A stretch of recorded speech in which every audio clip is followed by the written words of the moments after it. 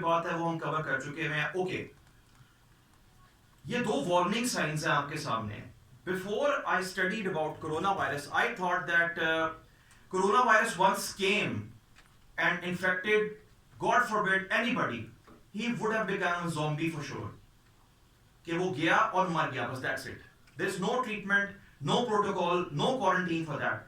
So I was thinking to myself कि जब भी कोई infected case हम hospital में treat करेंगे या hospital में हम उसको handle करेंगे, तो should we put a zombie outbreak warning sign or a simple quarantine sign? फिर जब इसके बारे में पढ़ा तो पता चला कि इतना भी डेंजरस नहीं है. It is controllable, it is treatable. तो we should stick to the standard protocol. So कोई zombie movies या कोई zombie seasons किसी ने देखे हुए हैं तो we won't be a zombie dealing with a coronavirus patient, infected patient. So it is a 4-step approach. कोई भी unknown disease है, उसके लिए we need to first isolate the patient. Then there should be safe handling